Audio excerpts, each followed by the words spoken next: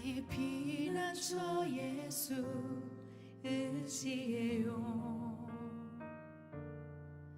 나의 피난처 예수 의지해요. 나의 가는 길에 거센 바람 몰아쳐와도 나의 피난처 예수 의지해요.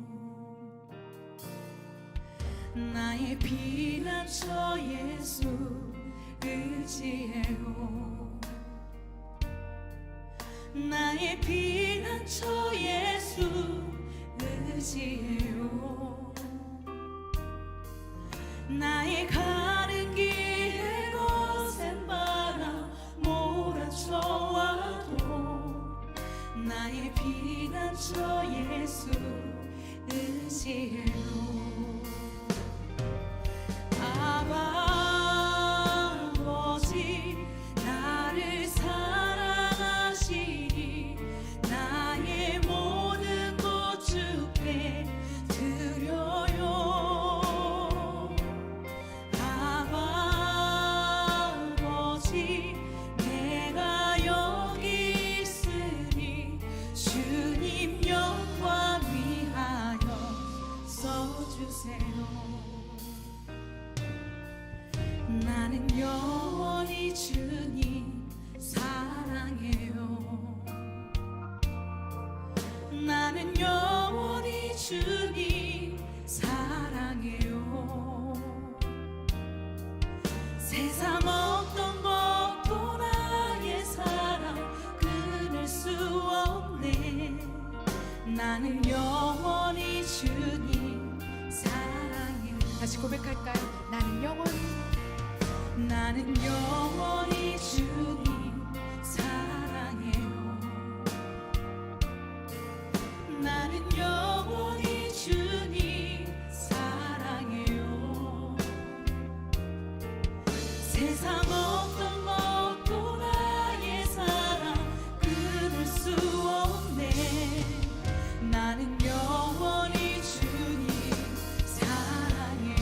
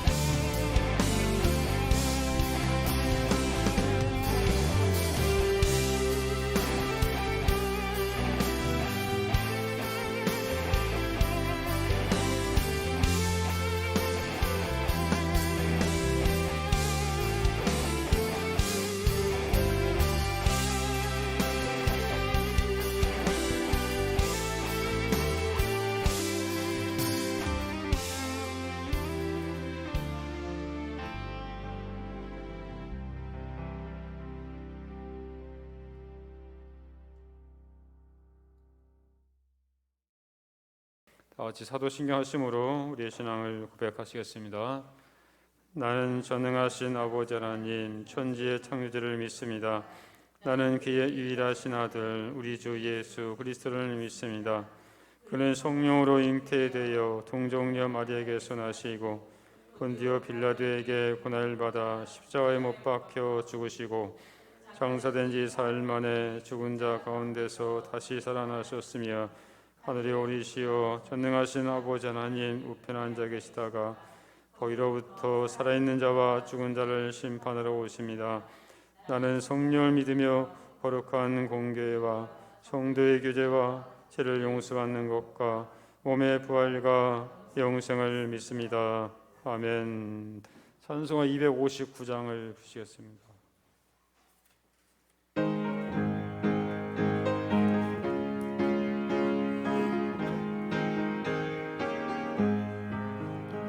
예수 십자가의 피로써 그대는 씻기어 있는가 없는 죄 이게 하는 능력을 그대는 참으지 않은가 예수의 보혈로 그대는 씻기어 있는가 마음속에 여러 가지 죄악 깨끗이 씻기어 있는가 주 예수와 밤낮으로 늘 함께 그대는 행동을 하는가 아무 때나 어디서나 그대는 십자가 붙들고 있는가 예수의 보혈로 그대는 씻기어 있는가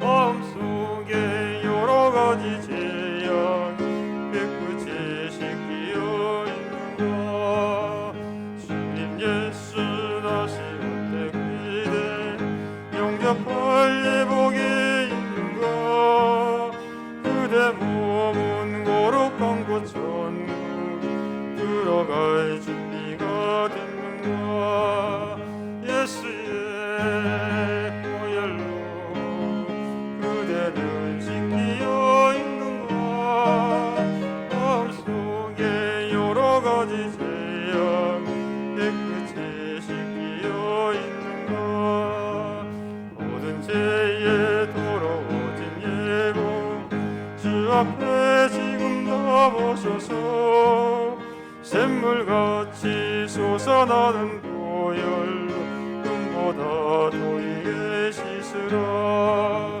예수의 보혈로 그대는 씻기어 있는가 마음속에 여러 가지 죄악 깨끗이 씻기어 있는가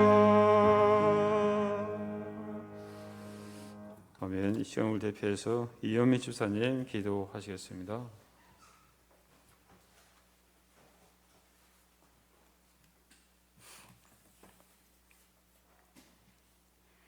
사랑과 은혜가 풍성하신 하나님 아버지, 하나님은 거룩하시며 지극히 높임을 받으실 전능자이시며 우리의 구원자시여 주의 백성인 우리는 주의 이름에 합당한 영광과 찬송을 올려드립니다. 모든 나라 가운데 주의 나라가 공평과 공의와 사랑으로 다스리시니 주님의 세계가 굳게 서고 흔들리지 않으리이다. 이 땅 가운데 주의 뜻이 주님 나라에서와 같이 이루어지길 소망합니다.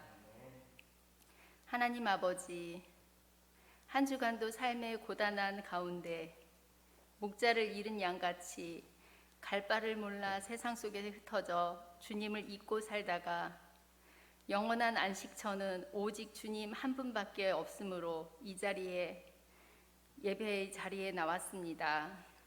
주님을 잊고 살았던 저희를 용서하여 주시고 죄 가운데서 건져내어 주님의 자녀로 인쳐주셔서 구원의 역사를 이루어 주옵소서. 주의 자녀로 기쁘게 예배하리이다. 주님, 이 예배를 기뻐 받아주시고 주의 뜻을 이루어가게 하옵소서.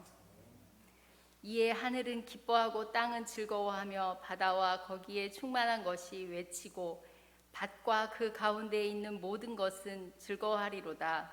그때 숲의 모든 나무들이 여호와 우리 주님 주 앞에서 즐거이 노래하리니 주님을 찬양합니다.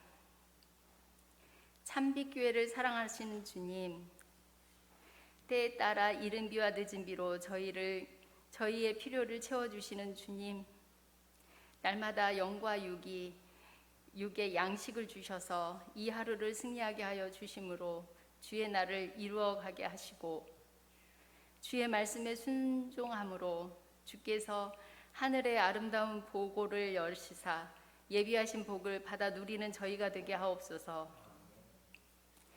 주께서 저희에게 하신 말씀을 떠나 좌로나 우로나 치우치지 않게 하시고 악에 빠지지 않게 하옵소서.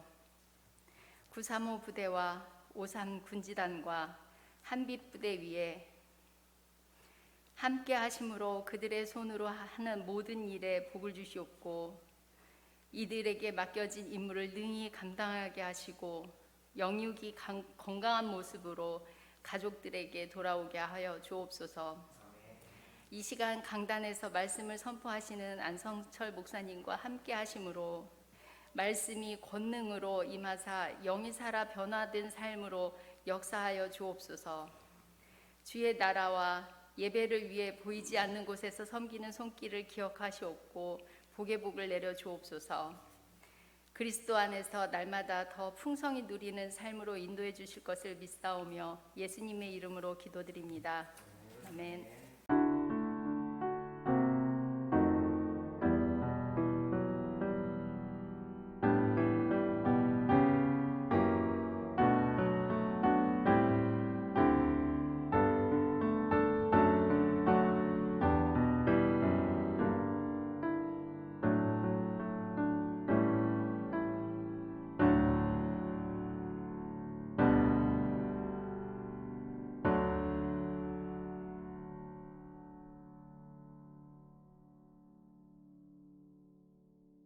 오늘 하나님께서 우리에게 주신 말씀은 신명기 8장 12절부터 18절 말씀입니다. 신명기 8장 12절부터 18절. 구약성경 274페이지 정도 있을 겁니다. 우리 형제들 보면 앞에 찾아보면 274페이지 정도 있습니다.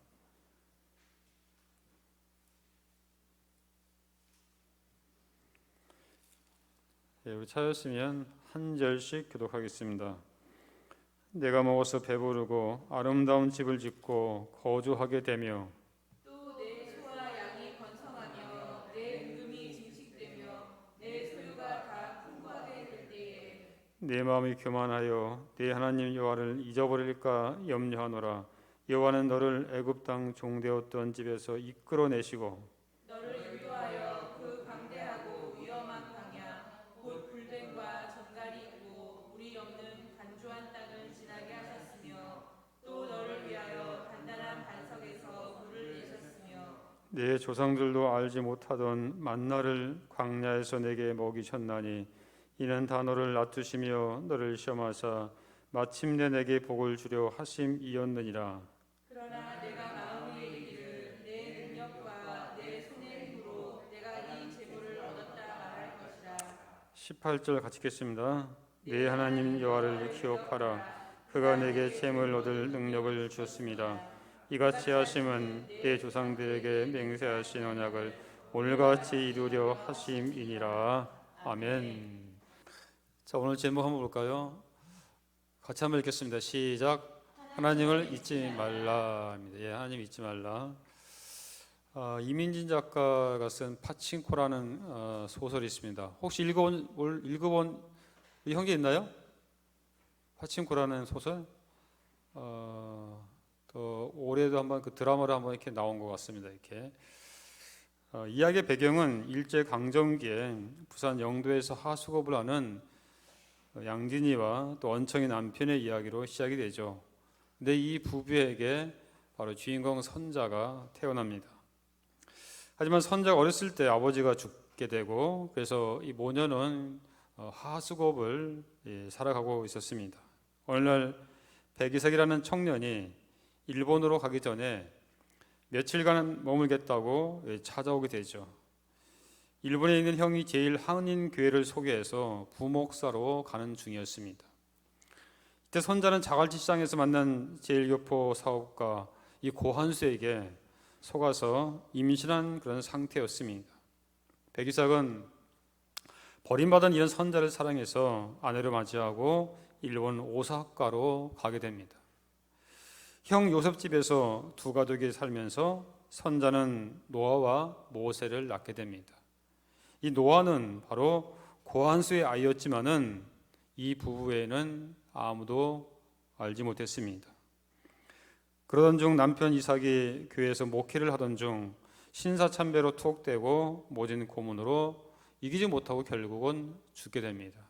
그래서 집안이 엉켜되자 부산에서 고한수에게 받았던 값비싼 스위스제 그 시계를 이 선자가 팔게 됩니다. 파친코의 대부였던 고한수는 그 시계의 비밀을 알고 이때부터 조용히 선자와 노아를 찾아서 돕게 됩니다. 하지만 선자는 그 사실을 알게 되고 자기는 오직 자기의 남편은 백이삭밖에 없다 그러면서 그들의 호의를 받아들이지 않습니다. 근데 이 사실을 나중에 이 아들인 이 노아도 결국은 자기의 그 아버지가 이 고한수란 사실을 알게 되고 그래서 그것에 대해서 뭐냐면 계속 이렇게 고심하다가 결국 뭐냐면 권총으로 자살을 하게 되죠. 200만 명 이상의 한국인이 식민지 때 바로 일본으로 이렇게 이주하게 됩니다. 그중 약 80만 명은 일제히에서 노동자로 끌려갔습니다. 대부분 2차 대전이 끝난 다음에 고국으로 돌아왔지만은 60만 명은 일본에 남아서 무주국자가 되죠. 바로 이 소설 이야기는 이런 여성들의 삶에 대한 이야기를 그리고 있습니다. 파친코는 일본의 대표적인 사행성 게임기입니다. 파친코는 제일 한국인이 대우받으며 제일 교포로 살아갈 수 있었던 유일한 직업이었습니다. 우연에 맡기는 파친코야말로 필연적 행복이라고는 손톱만큼도 기대할 수 없었던 일제치하 조선인들의 삶에 빗대어서 바로 이 파친코를 제목으로 차용한 것입니다. 파친코는 그토록 일제치하에서 고통과 진화를 겪으며 가난하게 살았어도 불의와 타협하지 않고 정의롭고 올곧게 살아낸 끈질긴 민족임을 바로 보여주고 있습니다. 그런 우리나라가 이제는 세계에서 잘 사는 나라 중 하나로 발전하죠. 지금 경제로는 세계 10위권에 우리가 들어서 있고 군사력은 세계 6위에 우리가 지금 그렇게 강대국으로 우리가 성장했습니다. 그런데 지금 우리는 지난날 선조들의 그 일제 강점기 시대의 모습을 우리는 잊고 살아가고 있는 것 같습니다. 오늘 본문은 가나안 입성을 하기 직전 모압 평지에서 모세가 2세대인 이스라엘 백성들에게 하나님 말씀을 설교하는 그런 내용입니다. 시내산 언약의 주역을 이뤘던 1세대가 가데스 바나에서 하나님께 불순종함으로 인해서 하나님의 심판을 받고 모두 다 죽게 됩니다. 민수기 13장에 보면 이스라엘이 출애굽한 다음에 이 가데스 바나에서 가나안 정복을 하기 위해 모세는 먼저 12지파에서 각 한 명씩 정탐꾼을 선발하게 되죠.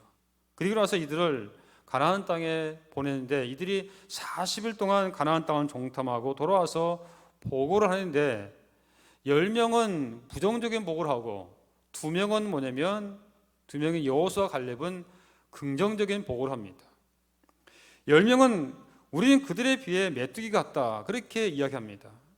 우리는 그들의 상대가 되지 않는다고 합니다. 싸워보지도 않고 그들을 치지 못한다고 그렇게 말하고 있습니다. 이들은 무력감에 빠졌습니다. 할 수 없다고 합니다. 반면에 여호수아 갈렙은 그들은 우리의 먹이다. 그들의 보호자는 그들에게서 떠났고 여호와는 우리와 함께 하신다고 그렇게 얘기했습니다. 그러면서 우리가 올라가서 그 땅을 차지하자, 능히 이기리라, 그렇게 뭐냐면 말했습니다. 하지만 이스라엘 백성들은 10명의 정탐꾼의 말을 듣고 밤새도록 통곡하며 원망과 불평했습니다. 이들은 하나님께 대한 원망을 합니다. 이 일로 인해서 하나님께서는 여호수아 갈렙을 제외하고 애굽에서 나온 20세 이상의 모든 사람들을 40년 동안 광야에서 방황하다가 결국은 죽게 하십니다. 그 결과 율법에 생소한 제2세대가 이제 가나안 입성의 주역으로 등장하게 되는 것입니다. 그래서 가나안에 들어갈 이 신세대들에게 바로 모세는 율법의 재교육이 필요하게 된 것입니다. 오늘 본문 8장은 특별히 뭐냐면 잊지 말고 기억하라, 이 말씀을 여러 번 강조하고 또 강조하고 있습니다. 그렇다면 무엇을 잊지 말고 기억하라는 것입니까? 가장 중요한 경고와 교훈은 하나님의 은혜를 기억하라는 것입니다. 특별히 가나안 땅에 살 때 애굽에서 인도해 내셨고 광야에서 지켜주시고 인도해 주신 하나님의 은혜를 잊지 말라는 것입니다. 홍해를 갈라주신 하나님을 기억하고 애굽의 병거들과 기병들을 몰살시키며 이스라엘 백성들을 보여주신 하나님을 기억하고 만나와 메추리아기로 광야에서도 먹여주신 그 하나님을 기억하라는 것입니다. 지난 40년 동안 광야에서 구름기둥과 불기둥으로 인도하셨음을 기억하고 반석에서 물을 내게 하신 하나님을 기억하라는 것입니다. 또한 대적들을 물리주신 하나님을 기억하고 특별히 의복이 헤어지지 않고 발이 부르트지 않았음을 기억하라는 것입니다.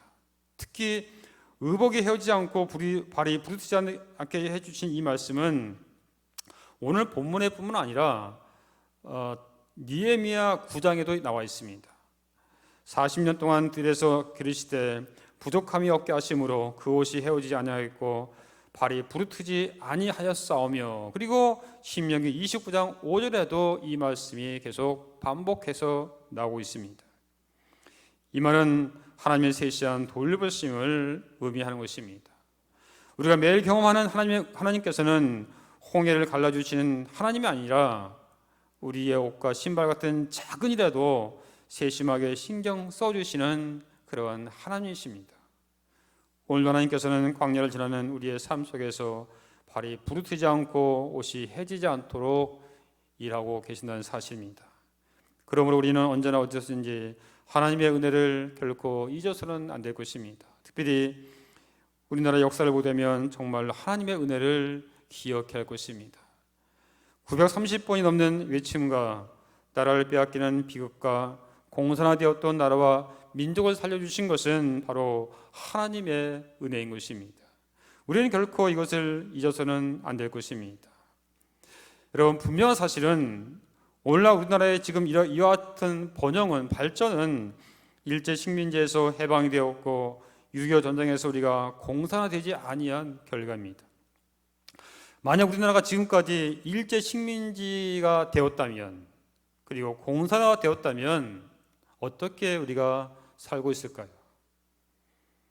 아마 대한민국이라는 나라는 없었을 것이고 자유도 없고 북한 사람들처럼 김정은의 꼭두각시도 죽지 못해서 굴복하고 살고 있을 것입니다. 그래서 배고픔의 고통에서 견디지 못해서 탈부작처럼 목숨을 걸고 탈출하는 그 사태에 우리도 그들 중 한 사람이 아니겠습니까? 청교도 기도문 중에 이런 기도가 있습니다. 오 하나님, 당신은 우리에게 너무 많은 은혜를 주셨습니다. 그러나 한 가지만 두어 구한 것을 용서하옵소서. 저희에게 은혜를 입어지 않는 은혜를 주시옵소서라고 했습니다. 이스라엘 인도하시는 하나님은 우리의 하나님이십니다. 그렇다면 오늘의 새로운 이 기도 하나님께 의지하면 이겨낼 수 있습니다. 각오는 오늘을 위한 스승입니다. 각오의 하나님을 의지하여 구원받은 경험은 오늘의 고난을 이겨내는 힘이 될 수 있다는 사실입니다. 그렇기 때문에 우리는 결코 지난날의 그런 것을 잊어서는 안 된다는 것입니다. 근데 오늘 본문에 보면 하나님께서 염려하시는 것이 있습니다. 자, 12절부터 14절을 우리 다시 한번 같이 읽겠습니다. 자, 시작. 내가 먹어서 배부르고 아름다운 집을 짓고 거주하게 되며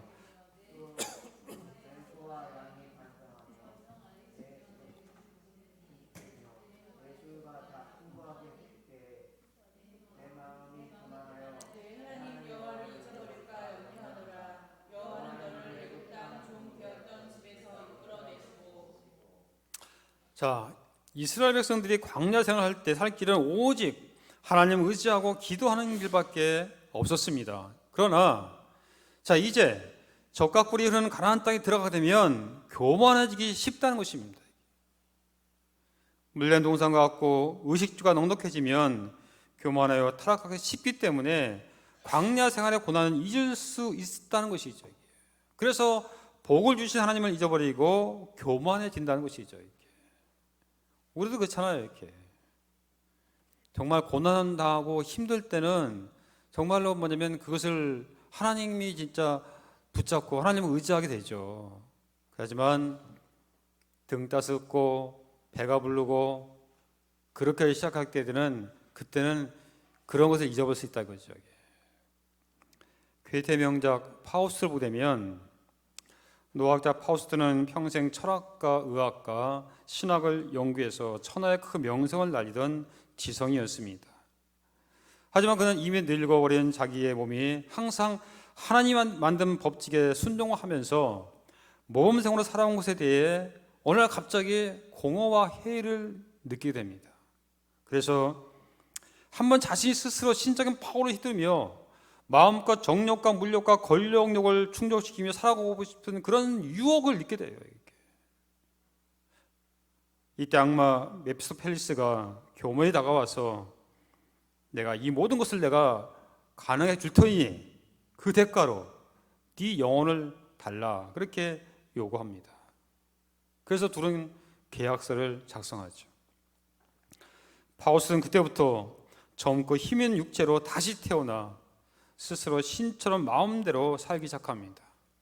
사랑하는 대신 권력을 휘두르고 평등하고 따뜻한 관계보다 통제하고 억압하는 자리에 서서 자신의 욕망을 채워나가기 시작합니다. 순진한 여인을 유혹하여 아이까지 가지게 한 후 가차없이 버렸고 자신의 힘과 지혜를 이용하여 제국을 건설하기도 했습니다. 하지만 그렇게 자기 마음대로 사는 24년 뒤에 심판이 다가오게 되죠. 늙고 맹인이 되어서야 진정한 인생의 행복은 자기 마음대로 이루는 것이 아닌 바로 남을 사랑하고 섬기는 데서 온다는 것을 그때서야 깨달으며 파우스트는 숨을 거두게 됩니다. 하지만 그 영혼은 달려온 악마의 손에서부터 보호되어서 하늘나라로 올라가게 됩니다. 철저히 자기 자신을 신격화하고 자신의 욕망을 충족시키기에 모든 것을 가차없이 실행시키는 이 무서운 교만에 하신 이 파우스트, 그 파우스트의 모습이 오늘날 현대인 영혼 속에 아직도 무서운 그림자로 남아 있습니다. 아니, 어쩌면 이 파우스트의 모습이 우리의 모습이 아닌지 우리 한번 무엇입니까? 많이 있겠지만은 오늘 본문에 보면 교만은 내 마음이 교만하여 네 하나님 여호와를 잊어버릴까 염려하노라고 하나님께서 말씀했습니다. 무슨 말씀입니까? 하나님을 잊어버리면 결국 뭐냐면 자기가 신이 되는 거예요. 자기가 신이 되는 거예요. 역사를 보면 인간은 자그마한 힘이라도 있으면 이성을 잃고 자기 자신을 숭배하게 하는데 여념이 없죠. 바벨론의 느부갓네살 왕은 엄청난 크게 자신의 형상을 본뜬 금동상을 만들어 놓고 사람들로 하여금 거기에 절을 하게 만들죠.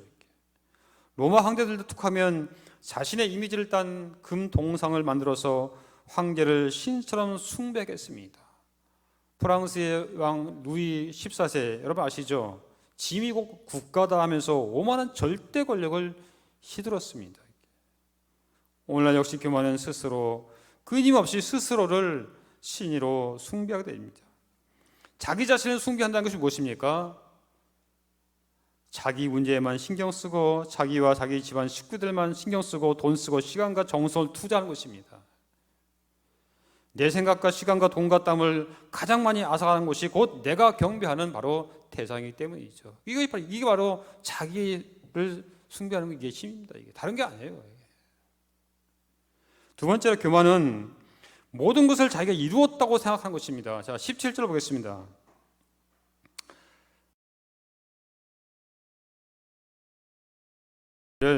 내 능력과 내 손의 힘으로 내가 이 재물을 얻었다 말할 것이요.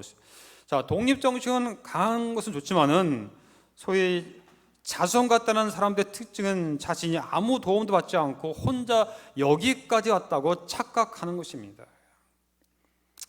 여러분, 전쟁에서 승리하는 것이 지휘관은 혼자 잘해서입니까? 그것은 수많은 병사들의 목숨과 희생이 있었기 때문에 가능한 것이죠. 아무리 지휘관의 능력이 뛰어나고 탁월해도 그 부대가 잘 되는 것이 어찌 한 사람만의 힘과 능력이 되겠습니까?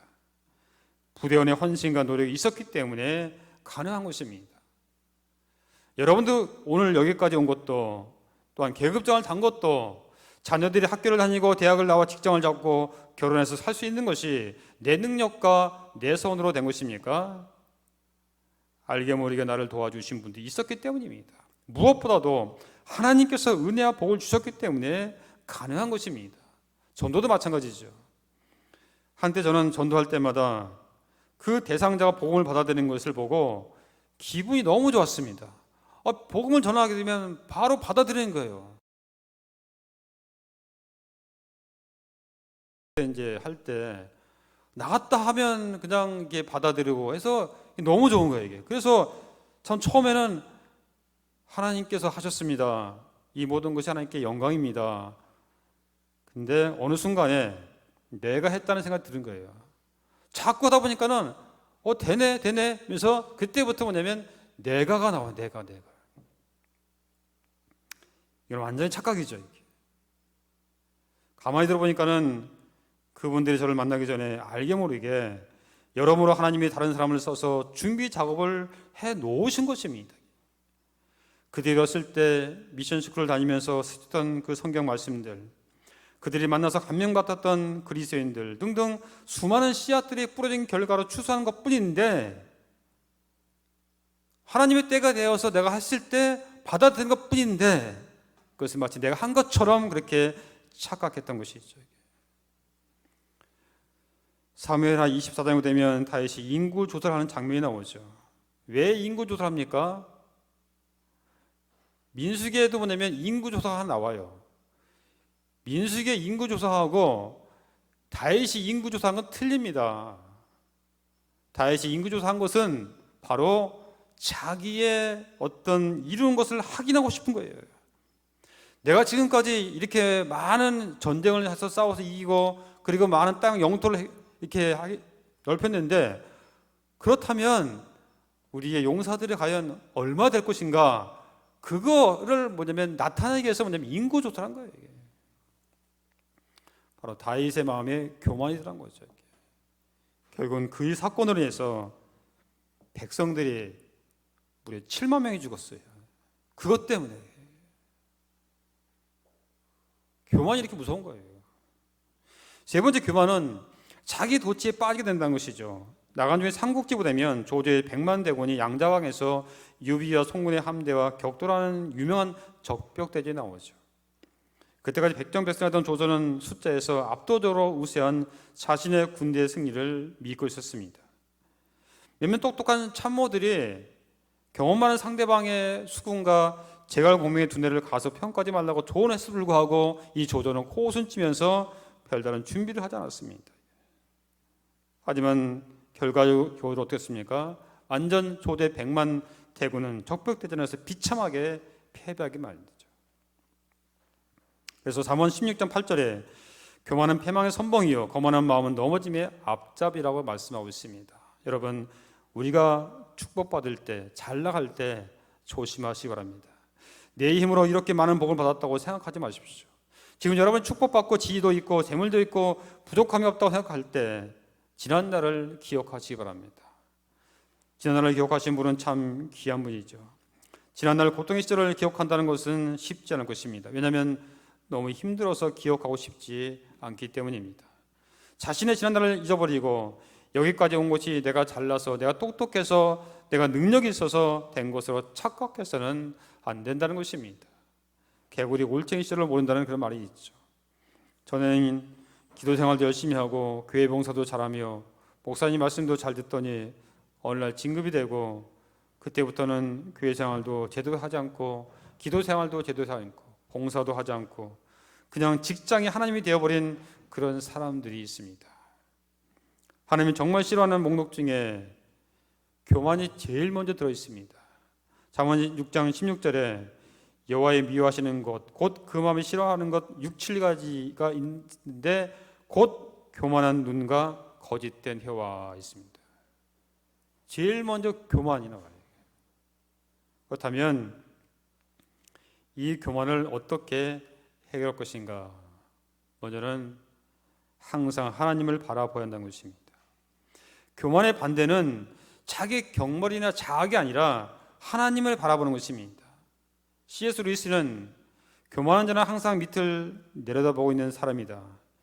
밑을 내려다보느라고 바빠서 자기 위에 있는 분을 제대로 쳐다보지 못한다고 했습니다.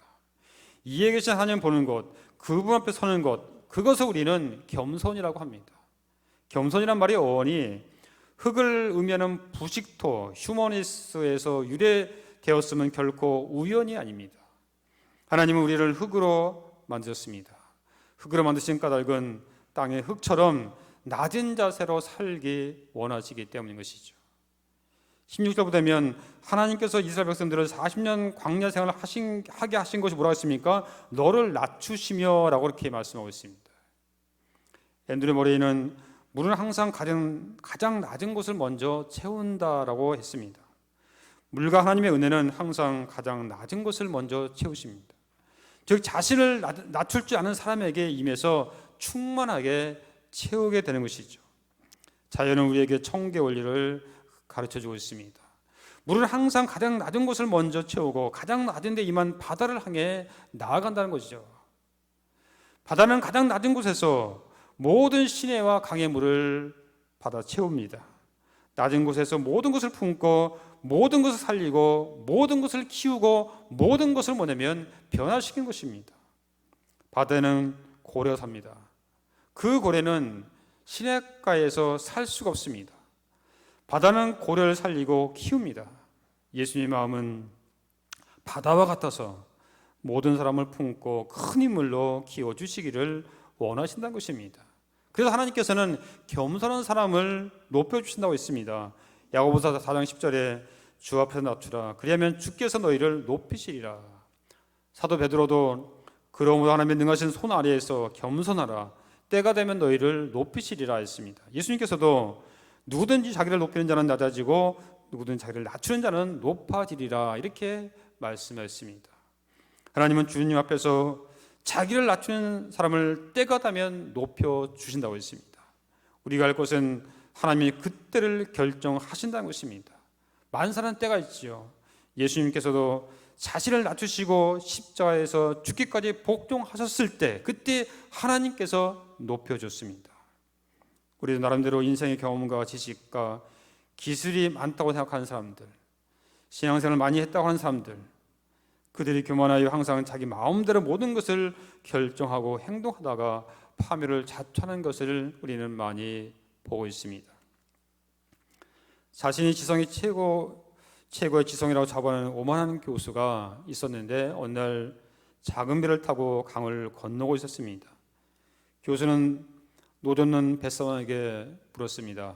여보셔 노인장, 노인은 철학과 문학을 아시오? 모릅니다. 저런 당신은 그럼 인생의 3분의 1을 낭비한 것일세 이렇게 얘기했습니다. 또 한참 가다가 그럼 노인장 역사와 예술을 아시오? 잘 모릅니다. 저런 그럼 당신은 인생의 또 다른 3분의 1을 날려버린 것 같소. 그런데 한참 가다가 금리에 휘말려 배가 엎어져서 두 사람이 다 물에 빠졌습니다. 허우적대는 교수를 뱃사간 노인이 끌고 물에 내려놓은 뒤에 이렇게 물었습니다. 이보시오, 수영할 줄 아시오? 아니요. 그러자 이 노인이 씩 웃으며 말했습니다.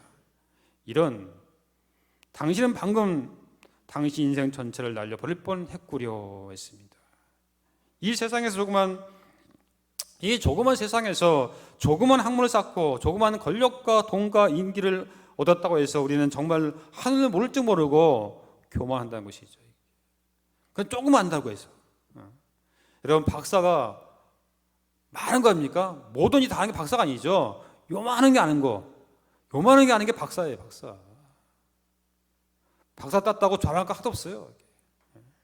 부러울 것도 없습니다. 이렇게.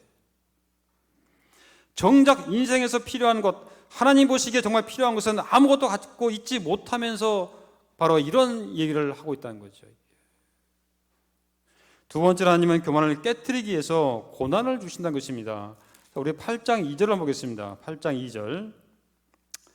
자, 8장 2절을 같이 보겠습니다. 시작. 내 하나님 여호와께서 이 40년 동안에 내게 광야길을 걷게 하신 것을 기억하라. 이는 너를 낮추시며 너를 시험하사 내 마음이 어떠한지 그 명령을 지키는지 지키지 않는지 알려 하심이라 했습니다. 자, 하나님께서는 이스라엘 백성들에게 광야길을 걷게 하심으로 고난의 길을 허락하셨습니다. 그들은 고난을 통해 겸손해졌고 고난을 통해 위대한 민족이 되었습니다. 고난은 변장된 하나님의 축복이라고 할 수 있습니다. 고난은 우리를 깨트립니다. 물론 깨워지는 것은 아픕니다. 하지만 깨워짐을 통해 우리는 깨닫게 되죠. 깨워짐을 통해 낮아지고 깨워짐을 통해 마침내 복을 받게 된다는 것이죠. 그래서 오늘 보게 되면 하나님께서 이런 것을 하기에 뭡니까? 16절 하반절 보면 내게 복을 주려 하심이었느니라 했습니다. 이 모든 것은 결국 하나님께서 복을 주시기 위해서 이렇게 낮춰주시고 깨워지고 바로 뭐냐면 부서지게 했던 것이죠. 여러분, 배추가 맛있는 김치가 되기 위해서는 5번 죽는다고 하죠. 첫 번째는 땅에서 뽑을 때, 두 번째는 그 뽑고 나서 뭐냐면 배추를 날카로운 칼에 쪼개질 때, 세 번째는 그 쪼개진 배추를 소금물에 온몸에 절여질 때, 네 번째는 거기다가 매운 고춧가루와 양념에 버무려질 때, 그리고 5번째는 다 한 다음에 단지 속에 묻히고 봉인될 때, 그때 뭐냐면 죽게 된다고 했죠. 자, 그리고 나서 그렇게 숙성이 되어야 바로 사람의 입맛을 사로잡게 되는 것입니다. 하나님은 겸손한 사람과 함께 하시며 연약한 사람과 함께 하십니다. 바울은 고난으로 깨지고 또 깨진 사람이었습니다. 그는 깨어질수록 자신에게 하나님의 능력이 임하는 경험을 했습니다. 고린도후서 12장 10절에 그러므로 내가 그리스도를 위하여 약한 것들과 능력과 궁핍과 핍박과 곤란은 기뻐하노니 이는 내가 약할 그때에 곧 강함이니라 했습니다. 그러므로 우리는 교만을 깨트리고 겸손을 추구해야 됩니다. 특별히 십자가를 묵상하는 것입니다.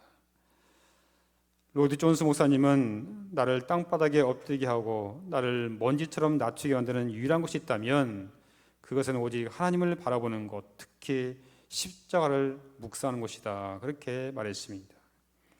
미국의 가수 조지 베브리아 셰어는 목사님의 아들을 태어나서 어릴 때부터 예수님을 잘 믿었습니다. 그는 굵고 아름다운 목소리를 가졌기에 커서 인기 있는 대중가수가 되었습니다.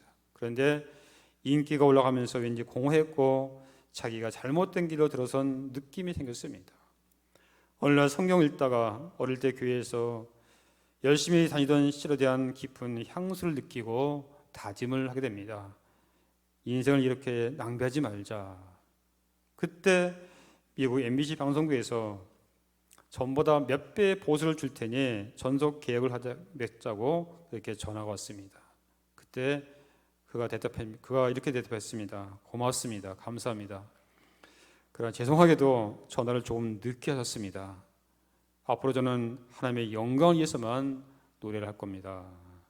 그 말을 하고 전화를 끊었는데 갑자기 그 속에서 아름다운 멜로디가 쏟아났습니다. 그때 작곡한 것이 바로 찬송가 94장 주 예수보다 더 귀한 것은 없네, 이겁니다. 그 후에 빌리 그레이엄 목사님의 평생 동력자가 되어서 세계적인 복음 가수가 되었습니다. 집회 때 그의 찬송이 끝나고 청중들이 기립박수를 치면 박수갈채 감사합니다. 그러나 이 찬사와 박수도 예수님과는 바꿀 수 없습니다. 그렇게 고백했다고 합니다. 사랑하는 여러분, 우리 신우 형제 여러분, 명예를 얻으면 만족이 있습니까? 계급이 높아지고 장군이 달면 만족이 있습니까? 아파트 30평에 살면 만족하십니까? 인기가 있으면 만족하십니까? 아니죠. 왜 연예인들이 자살합니까? 인기 위에 찾아올 대중의 위험에 대한 깊은 불안감 때문입니다. 이 세상에 어느 것도 우리의 영혼을 채울 수는 없습니다. 오직 우리의 영혼을 채울 수 있는 것은 예수님밖에 없습니다. 하나님밖에 없다는 거죠. 그렇기 때문에 오직 우리는 하나님만 바라보아야 한다는 것이죠. 여러분, 지난날의 삶을 돌아보면서 다시 한번 하나님의 은혜를 기억하시기 바랍니다. 어떤 경우에도 주님의 사랑과 은혜를 잊어버리지 마시고 지금의 내 모습, 지위, 계급이 내가 했다는 교만을 버리고 더욱 겸손한 마음으로 무릎 꿇고 기도하며 섬기며 하나님만 바라보시기 바랍니다. 그럴 때 하나님께서 더 풍성한 복을 주신다는 사실, 이런 것을 믿으면서 끝까지 영원히 주님만 붙잡고 나가는 우리 모두가 됐으면 좋겠습니다. 기도하겠습니다. 은혜로우시고 자비로우신 아버지 하나님 감사합니다. 오늘 말씀을 통해서 다시 한번 지난날에 하나님께서 우리에게 은혜를 주시고 우리에게 복을 주셔서 여기까지 오게 된 것을 다시 한번 기억하게 해주심을 감사드립니다. 어떤 경우라도 교만하지 않고 오히려 겸손하며 주님만 바라보고 주님만 의지하며 나가는 살아가는 모든 성도들, 우리 용사들 되게 하여 주시옵소서. 그래서 하나님의 뜻을 이뤄가는 귀한 우리 성도들, 특별히 능력과 복을 허락하여 주심으로 인해서 하나님의 사람과 하나님의 뜻을, 하나님의 나라가 이루어지도록 우리를 사용하여 주시옵소서. 예수님의 이름을 감사하며 기도하옵나이다. 아멘. 이제는 우리 구주 예수 그리스도의 은혜와 하나님 아버지의 극진하신 사랑과 성령의 감화 감동 충만하신 은총이 오늘 말씀을 통해서 어떠한 경우에도 하나님을 잊지 않고 하나님의 사랑과 은혜를 기억하며 나가기 원하는 사랑하는 모든 성도들, 우리 용사들, 그리고 우리 또한 5.3 군수지원단과 구상화 부대, 멀리 또한 아프리카 남수단에서 임무 수행하고 있는 우리 한빛부대의 모든 장병들, 이 말씀을 기억하며 나가기 원하는 모든 우리 또한 육해공군 해병대에 이제로부터 영원토록 함께 하실 것을 간절히 축원하옵나이다. 아멘.